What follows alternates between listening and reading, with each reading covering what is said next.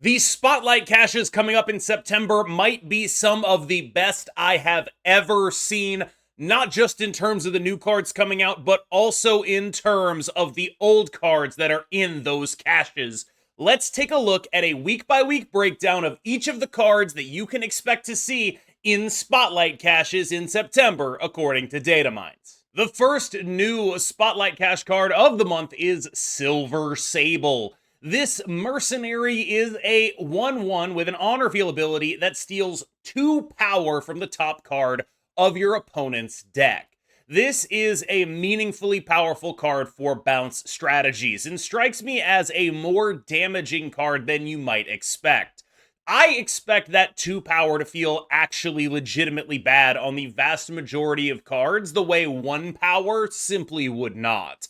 This is a powerful effect, even if you talk about it not in the context of stealing 2 power, and just in terms of gaining 2 power.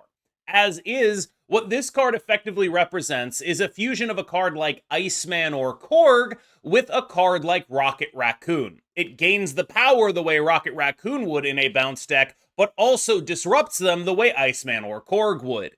This, I think, makes it a very clear bounce staple. This is a card I expect to see in almost every bounce list with one potential exception, and unfortunately, that exception A, matters a lot, and B, does involve other cards from this month. When I look at, spoiler alert, Madam Web and Aranya, what I see in my mind's eye is a move bounce deck. Now, they just nerfed Taskmaster, citing future concerns. I suspect that this deck is that future concern. The reason that's a concern that I have to bring up for Silver Sable is because bounce decks are always predicated on being the biggest guys in the room. The strategy of every bounce deck is, I'm going to be bigger than you, and my point distribution is going to be done with more knowledge than you. That is not a deck that can really pack interaction for something that is doing that, but more. And the move bounce deck, i.e. playing a move package with Human Torch and Dagger and Vulture and Madam Web and Aranya instead of, your Hitmonkey as your scaler, your Sage as your scaler, all of that stuff, seems like it has the ability to go much taller than a typical bounce deck. Silver Sable, to me, seems like a card that goes in a typical bounce deck. This is a card that wants to be a Falcon Beast card. This is a card that wants to be played multiple times. It is a card that does not necessarily go with a hyper-synergistic game plan when that hyper-synergistic game plan scales higher. And in a world where that deck exists, playing a Silver Sable deck into it could be a very bad idea. Once that deck gets rolling, it doesn't really matter what's going on here. It just matters that they have a 60 power Human Torch and a 40 power Dagger, whatever, right? Like, that's the issue that I see for Silver Sable, is that the biggest bounce deck tends to be the one that is played when bounce is the best deck, the one of them that is able to beat the mirror the most effectively. And that can be by either going really big or by playing Invisible Woman, Killmonger, or whatever, right? But it is the dynamic that happens when one deck is the best, the one that wins the mirror is the version of that deck that sees the most play until it gets warped so far that it can't win the mirror. And the issue that this deck has with Move Bounce is that Move Bounce probably wins the mirror for free. That's my worry for Silver Sable. She's a normal bounce card that I think is actually just incredibly good. Mixing Rocket Raccoon and Iceman Korg Disruption, extremely, extremely strong in a normal world. I just worry that we might not be in a normal world. Many of my fellow top players have felt like maybe I'm overblowing this Move Bounce thing, and maybe I am. But in a world where that is a good deck, there are some worries about how to play a different kind of bounce than that. Bounce would be sort of homogenized into and subsumed into Move Bounce as an archetype, leaving very little room for Silver Sable to excel. Alongside Silver Sable in caches is a card that has been as good as metagame defining before, Mockingbird. Mockingbird's interaction with cards like Mysterio, cards like the Infinity Stones, and to a lesser extent cards like Squirrel Girl is the linchpin of multiple decks and has been basically ever since she's been released. Mockingbird is a card that is fundamentally representing an undercosted, I should say, 10 power. And while, yes, it was better when it was an even more undercosted 9 power, Mockingbird's 10 power has actually had her been working in a very unique way for the most recent metagame, which is to say she now works in Scar decks, but really what this card is a generic build around where if you want to try something that isn't scaling power, if you want to play like a non-Thena deck, if you want to play like a non-Angela deck, you can play like Mysterio, a Clog package, and Mockingbird, and you will end up with a very similar power output. She goes in Zoo, she goes in all sorts of every weird Mysterio deck ever. She is the backbone of many mid-range strategies because of her interaction with Mysterio. Mysterio Mockingbird is basically a package at this point. It's very hard to turn down a 310. Mysterio Mockingbird Sasquatch becomes an even more robust version of that package, and then of course you can take that multiple directions. You can play that as your end game, or you can use it to facilitate more end game in the form of Scar. You could also just generally be happy with this card. Another great place for it is Arashem. Mockingbird is an excellent card in that deck. You have a lot of options for where your Mockingbird is going to go. The most important card you need to have in order to pair with this card is, of course, Mysterio, but there are other cards that she goes with very well. Kate Bishop is usually a pretty good upgrade to Mockingbird decks.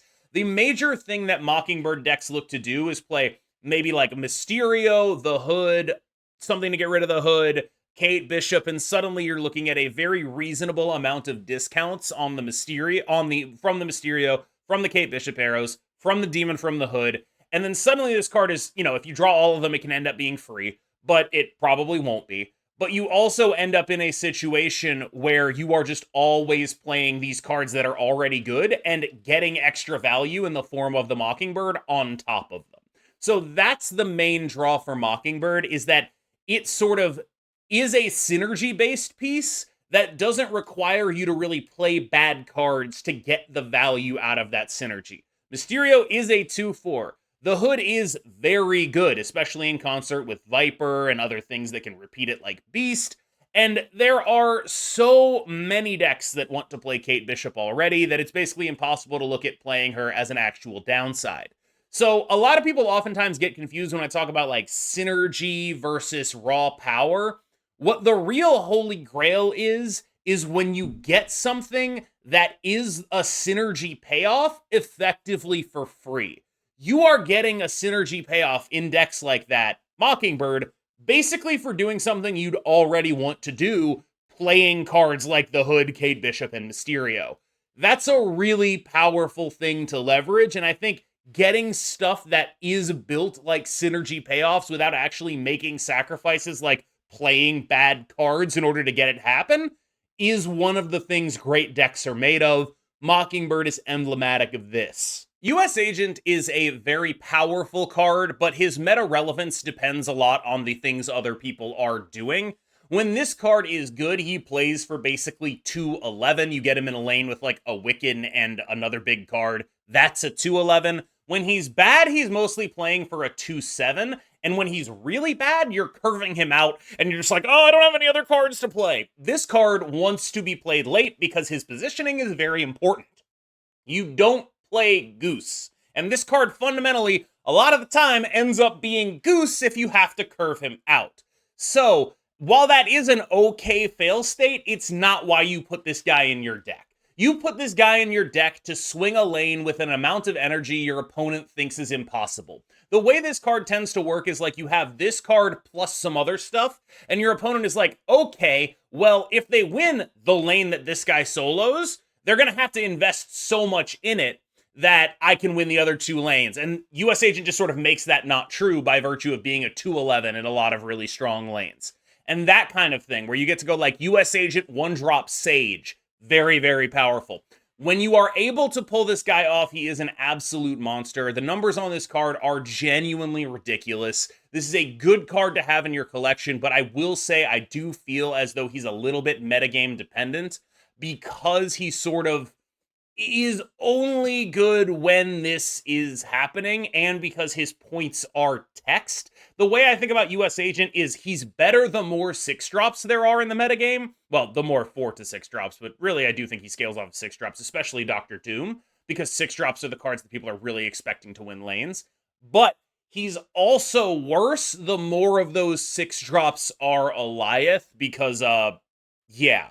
Now, he does have some okay dynamics against Elith, where it's like, all right, I'm only investing 2 in here. I can contest all 3 lanes and beat an Elith that way because of the power this guy brings to bear. That can happen, but yeah, like, it is something to be concerned about. Generally speaking, I think he's in a pretty good spot right now. We could be in the middle of a US Agent renaissance. However, this is another card, along with Mockingbird, that sometimes I wonder where it's like, especially if move bounce becomes a thing, US Agent has no home.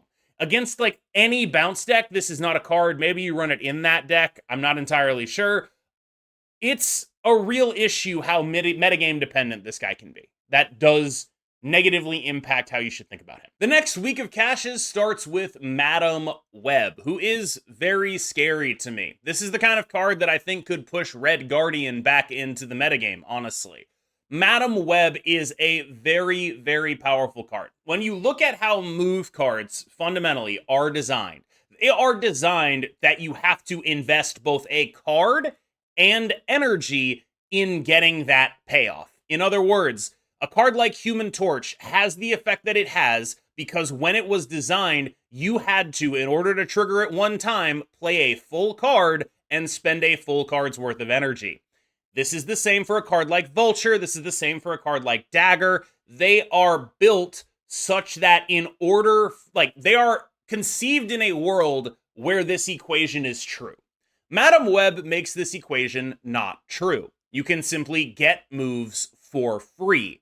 That is a really powerful thing to do. This is a card that genuinely scares me. I am not a fan of decks that turn the game into 50-50 guess where they go. And move bounce, if it does end up being good, will be on the back of this and on the back of Arana, and will play exactly like that. It will play like old Elith, where it's like, you guessed wrong? Sorry, these are the 2 lanes I have 40 points in. You're bad.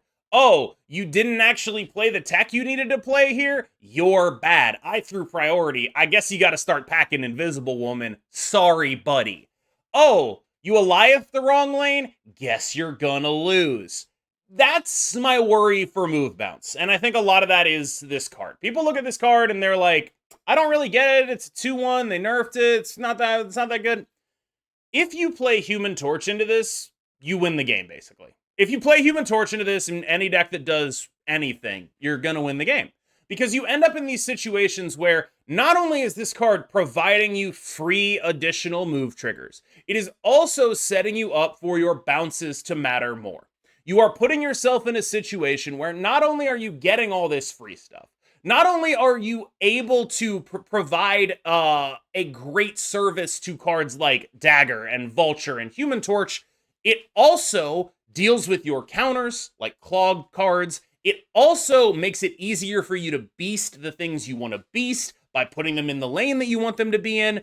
It does every single possible thing you could want in the deck. And I worry most fundamentally that it causes issues with how powerful the effects of these move cards are because they were balanced on the theory of not having a card like this. There was not a card like this when they made Human Torch. There was not a card like this when they made and buffed Dagger. There was not a card like this when they made and buffed Vulture. And now there is a card like this that gives you moves without investing other cards. The way in which move bounce already works is recycling cheap movers, because what matters to that deck is the amount of times you can move stuff. So recycling Iron Fist, recycling Ghost Spider, that's been the best way to get around the fundamental problem of the move deck, which is you have to actually have the payoff and the actual card that moves stuff. And now this card is just like, yeah, actually, you're going to get like 3 or 4 free moves a game. You get that now for free. You just get that from this card. This card says you can move stuff like 4 times. That's kind of nuts for a deck that has never had anything close to this. I'm not gonna lie, I don't get this one. Silk is probably the worst card in caches in the entire month. She is not a card that makes a ton of sense in any deck right now.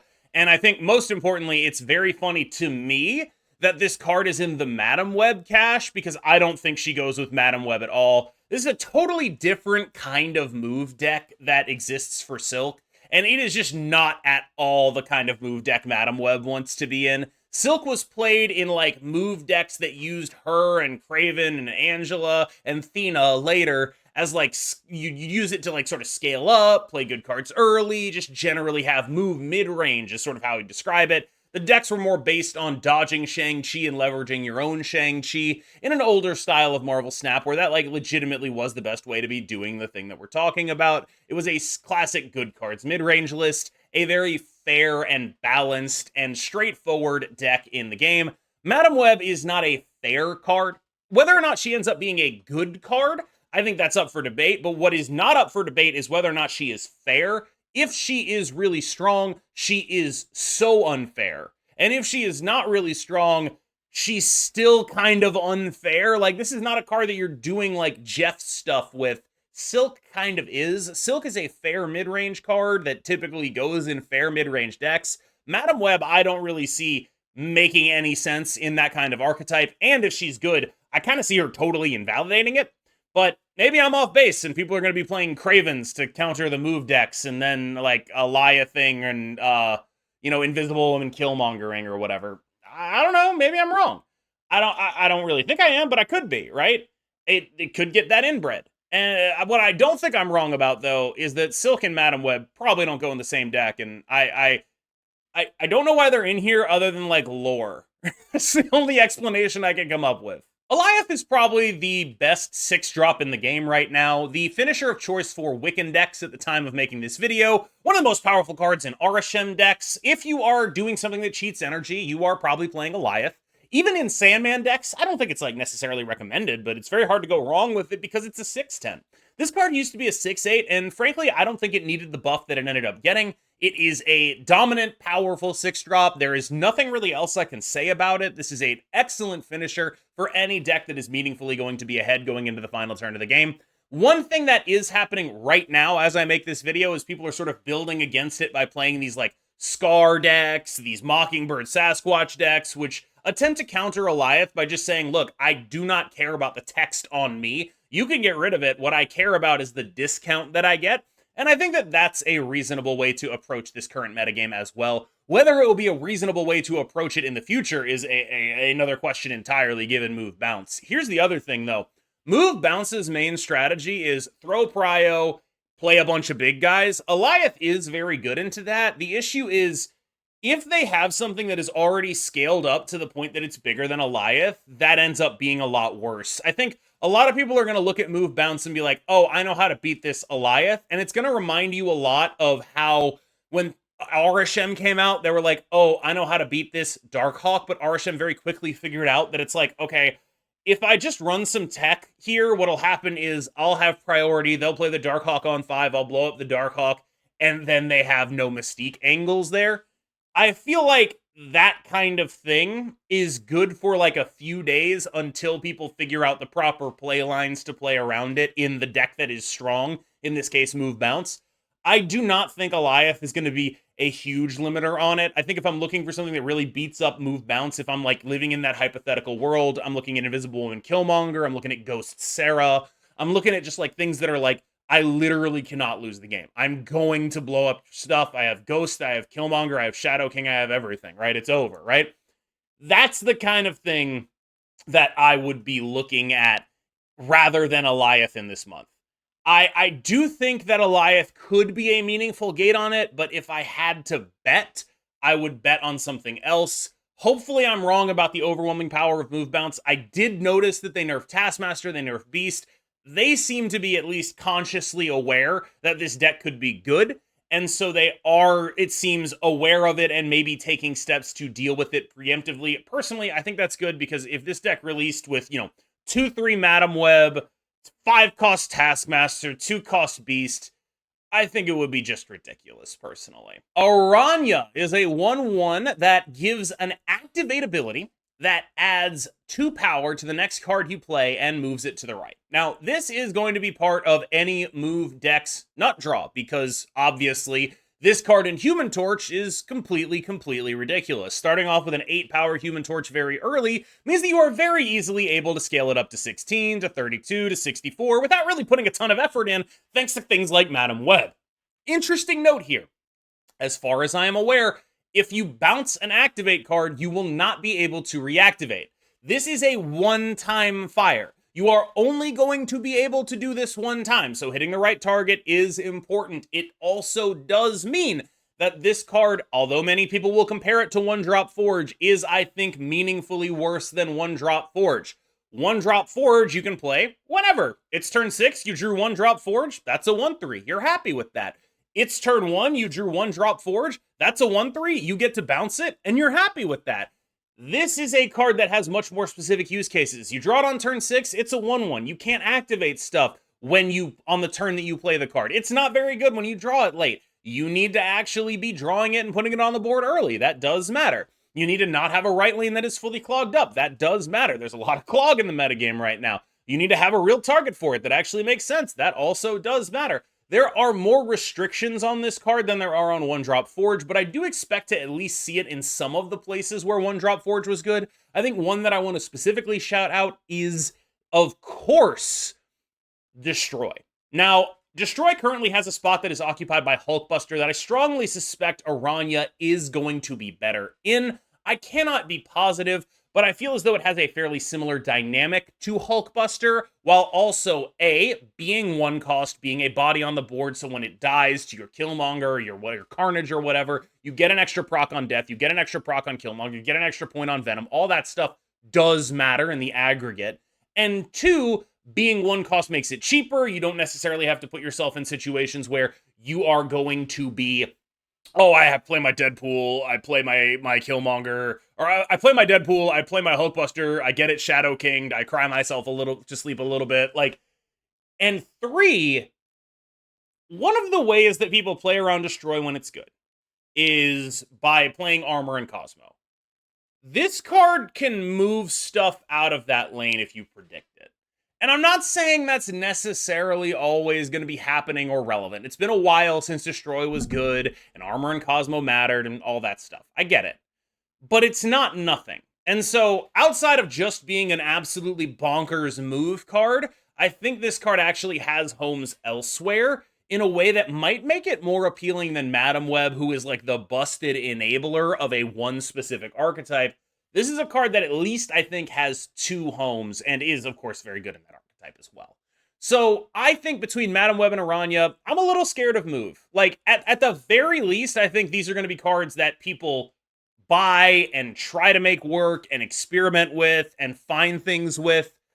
I can't guarantee that it's going to be strong, but what I can tell you is that I do expect it to be relatively metagame warping. The combination of Madam Web and Arana, I don't think it's unbeatable by any means.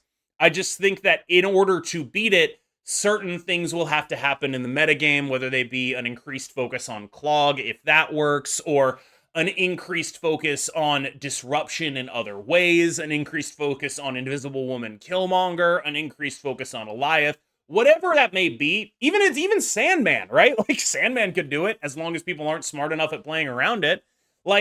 There's kind of a lot that could happen here, but I think the baseline power being added to move would leave me fairly surprised if there wasn't something good to do with the archetype. Miss Marvel is and has been a fairly solid card throughout the entirety of her run in Marvel Snap.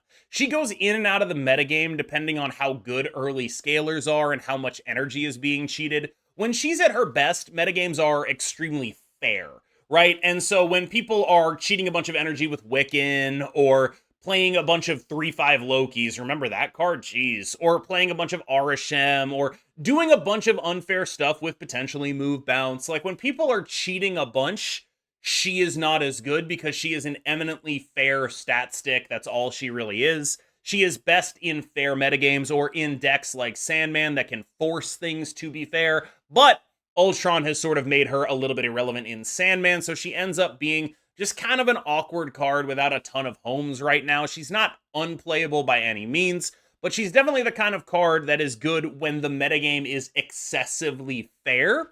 I think that when she's not good, it might be an indicator that we need to drag the cheat level down in a metagame fairly reasonably. I think you could make that argument. I would be open to it at least.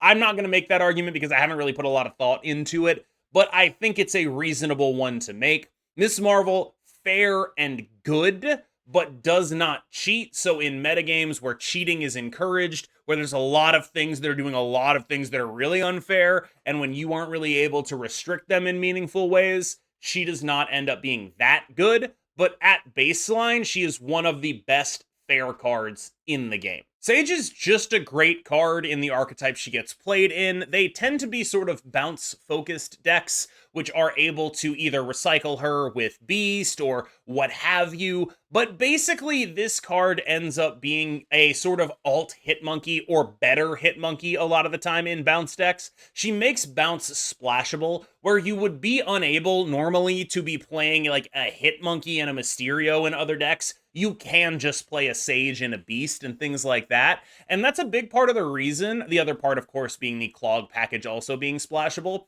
why we've seen so many like hybrid bounce decks recently. You have like Ajax bounce, the traditional kind. You have the Ajax bounce with Dagger Clog. There are so many like hybridized bounce lists right now, and a lot of that is because you can get very close to the power of a Hitmonkey just by playing the card Sage. Another good thing about Sage is she has what I like to call the clutch gene. The more invested both of you are in a lane, the better she is. And that kind of dynamic is why I think, honestly, I think many people overrate her, because there are many situations in which a giant Sage is the only thing that they can lose to. Like, let's say, oh my god, we're so invested in this lane, they have 3 energy to put here and then like 3 energy to put elsewhere.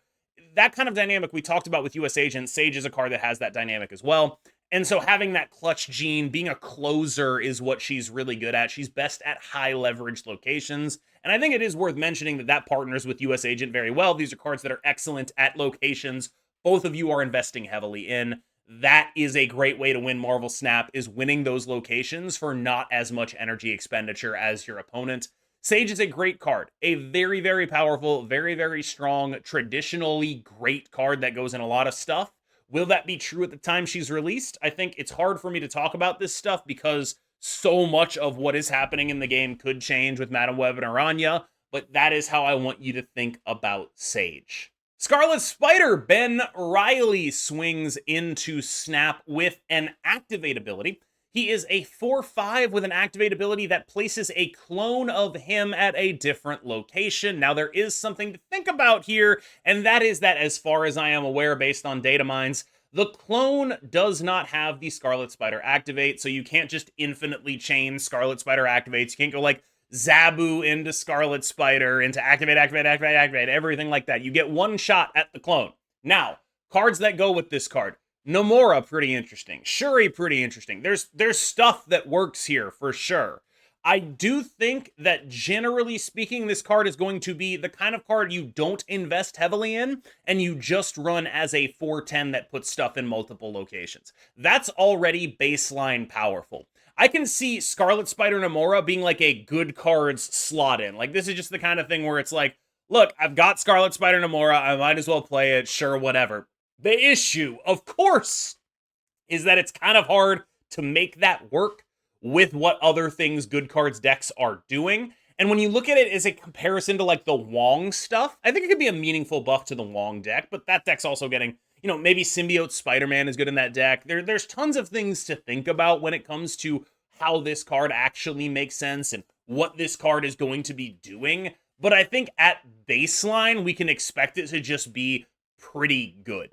And I think that that's sort of where I look at Scarlet Spider and I say, I think this is probably a worthwhile card because baseline pretty good with some hooks to maybe get better. You don't necessarily, like, remember when we talked about Mockingbird and we're talking about how investing in something that gets the payoff of a synergy piece without actually having to run so many bad cards is sort of the holy grail of like Marvel Snap deck building right now? That's kind of what I think Scarlet Spider could be. Now, again, he is a sort of mid-rangey card in a world where potentially we're looking at 60 power Human Torches. If that happens, we're in a whole other different level of pain. We're dealing with a whole completely different thing. But, like, in the world's fairest mid-range deck, like, you put this in Sarah, right? And it's like, oh, I curved Scarlet Spider into Sarah. I played a 4/10 into Sarah. That's actually just really good. Like, you are happy with that. Like, you are just very happy to just be like, even in the world's most fairest deck that is just playing this for stats and is just looking to like, I'm gonna play Ghost and Scarlet Spider and Sarah, and then my opponent is gonna be doing a bunch of stuff, but it doesn't matter because I'm playing Shang-Chi and I'm playing Shadow King and I'm playing Killmonger. Ha ha! Even in that world, I think Scarlet Spider has appeal. And so when I look at this card, I see like, when you look at like Cull Obsidian, right? It's like, okay, that's a 4/10. It has a requirement. It dies to Shang-Chi. This is a 4/10 with basically only upside every turn but turn 6. I think this card is going to be quite solid. I do expect to see myself picking it up. And I'm going to be looking for a sleeveless hoodie with that print on it, of course. As I'm recording this, Scar is in the midst of a small renaissance, and for the record, I'm recording this probably about like an hour before uploading it, so you got that going for you. It's up to the minute here. I have been getting Scar decks from many of my friends who are top players. There's some real metagame upside to this card as a sort of anti-Elith measure, where you have a lot of these Wiccan decks that are looking to play relatively fair and then end the game with an Elith. And so you end up being able to play a deck that just like plays 30 power of 10 drops. They don't really play Shang-Chi in the deck, so you end up in situations where you can just like drop a bunch of big dudes and be really happy about it. And the only effects that you have happen while your cards are in their hand. Scar, Sasquatch, Mockingbird, all this stuff doesn't matter if they're not on the board. And so if they're not in your hand. So when they Elith you, it's like, all right, nice 6/10. I played a 2/11. How are you going to deal with that? And usually the answer is they cannot outpower you. Now, this is a very specific metagame consideration. I think on balance, Scar has, for the last 6 months, been one of the weaker cards that we're able to talk about here. I think Silk and Scar, pedigree-wise, are the ones with the least pedigree in these caches. However, it is possible that this state of affairs does continue. Again, though, remember, pending Madame Web Aranya move stuff. We'll see about that. White Widow is and has been one of the very best 2-drops in the entire game. So many decks right now play what we would like to call a clog sub-theme. White Widow, Kate Bishop, and the Hood are the major components of that sub-theme. She's unbelievable. She's just unbelievable. I cannot even stress just how good this card is. And when I think about ways to counter move bounce, I realize I'm talking about that a lot. Clog is the #1 way that comes to mind. And she is the best card in every Clog deck. It is actually just not close. She is that good. She is unbelievably powerful. One of the best cards in the game, has been one of the best cards in the game since she released, is an incredibly relevant anti-combo counter piece, going to matter for basically everything. I expect her to be like one of the easiest pickups on this entire list. This is just an absolutely stellar all-star performer who gets better the more Clog you have, but is totally great even when you're not doing that, and allows you to have these small Clog sub-theme packages that give mid-range decks game into combo decks that would otherwise absolutely go over the top of them without actually having to play hard interaction for those combo decks. That is her main appeal right now. She is such a beast. There is nothing I can say about her that is bad, other than that she is such a beast that I would consider her on Nerf watch. All right, y'all, this is normally where I stack rank the cards, or at least the weeks, based on, how good I expect them to be. There's not a single dud in here. It's honestly kind of ridiculous. Like, I think the main thing that's going to determine how this season plays out is if move bounce ends up becoming metagame defining or metagame warping. Those 2 weeks will be seen in hindsight as more important than the others. And I think that is very reasonably true. But when I look at this, I just these are all ridiculous cards that all do ridiculous things. And this is even more important. They're all in the caches with other really good cards. Like the 2 worst cards in here, Scar and Silk, are kind of fine to own, and you're not going to be that sad to have them in your collection. And basically every other card in every single cache is a card that either has been incredibly good before in a different context or is incredibly good right now in the context that we have. These are cards that have been absolute all-stars, and they're worth having in your collection. And when I look at these caches, it's just the #1 thing that I am struck by is there's not a single week where it's Nimrod and the Grandmaster. None of that crap in this. There is at least one other good card in every single one of these caches on top of the new card. And I think that, to me, is what makes this month such a crazy one in Marvel Snap. There's Activate coming out. There's all this stuff.